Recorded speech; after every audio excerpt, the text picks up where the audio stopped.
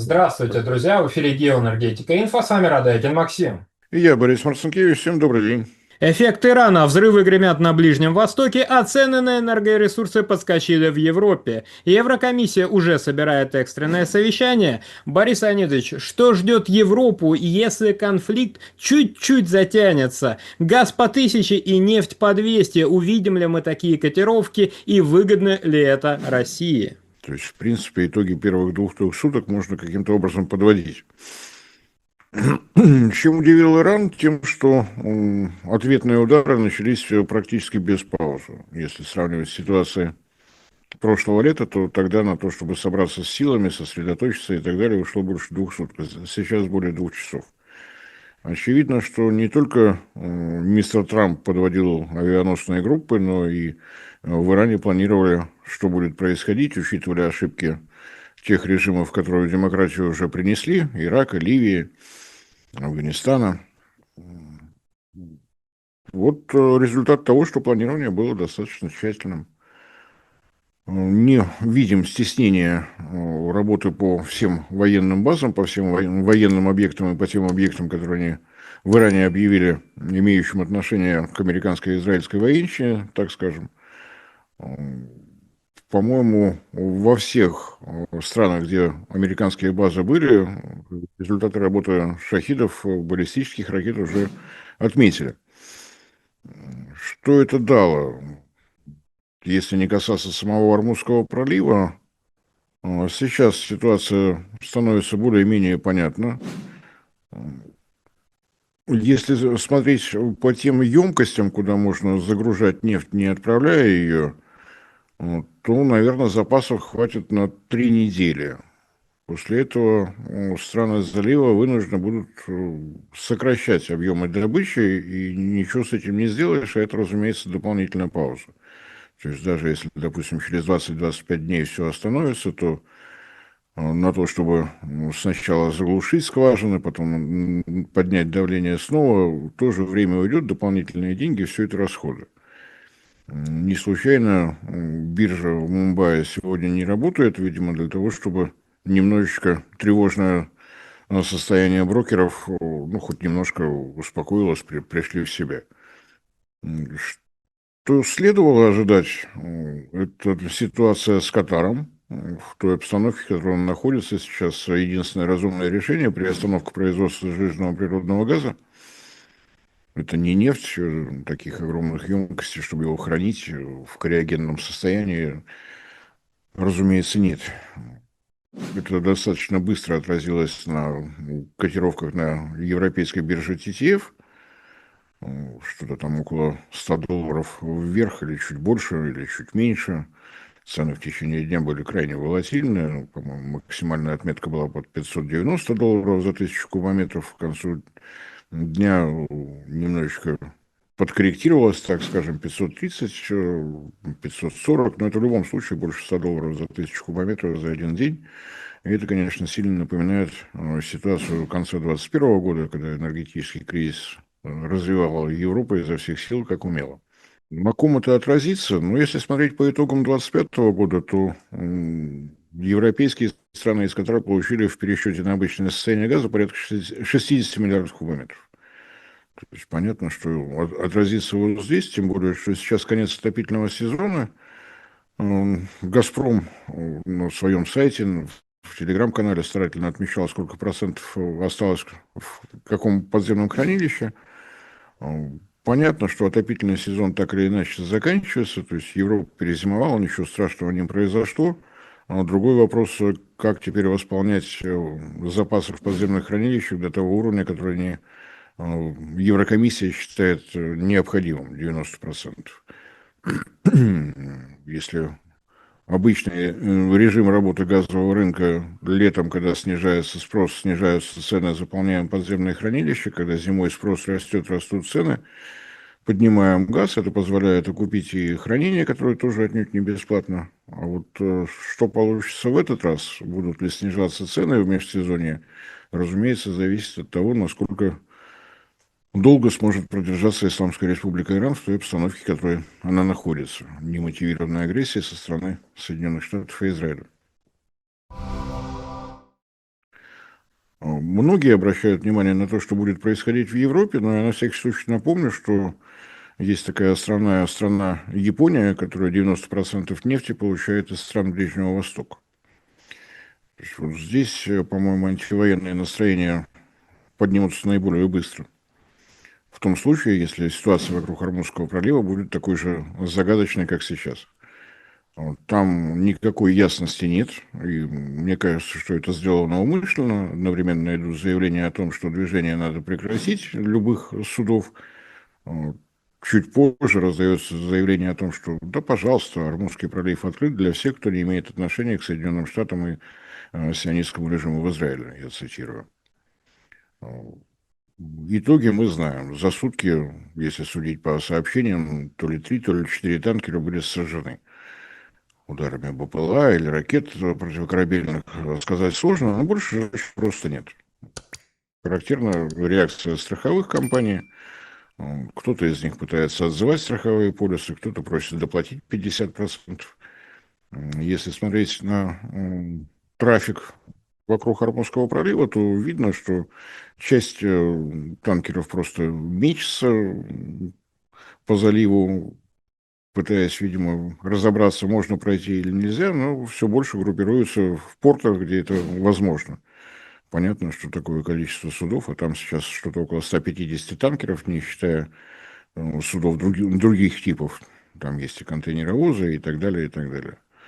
То есть сложная такая ситуация, нервозная, с одной стороны, с другой стороны, такого бешеного взлета, чтобы там десятки процентов сразу за один день, ну, в пределах 10%, да, поднялся газ, и то, что мы называем ценами на нефть, хотя это тоже достаточно такая непростая задача. То, что мы видим, заходя на сайты бирж, это торговля фьючерсами майскими, то есть торговля ожиданиями того, сколько может стоить нефть в мае месяце этого года. Немножко сложнее найти котировки апреля.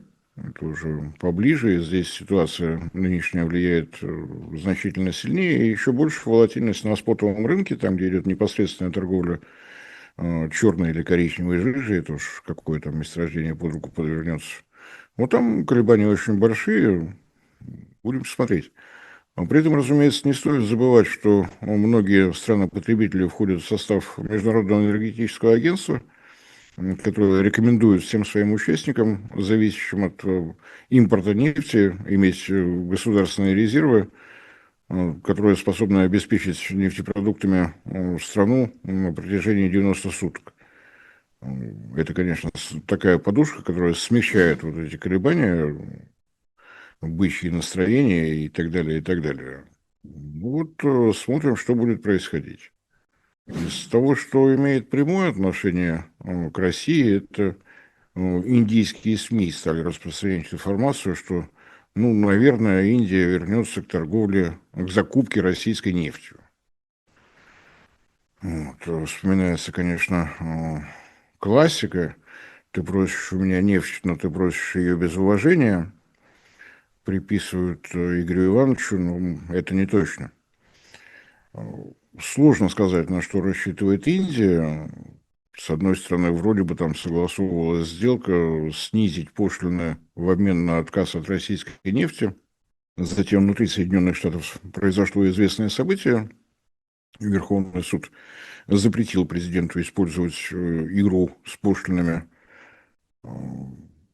Пришлось мистеру Трампу по отношению к Индии эти пошлины снижать. И сейчас вот это дополнение, если индийские нефтяные компании желают найти нефть не российскую на рынке, будут сложности, так скажем. Они очевидны, и опять же все зависит от того, какое время под этими бесконечными авиаатаками продержится Иран, насколько серьезно он настроен.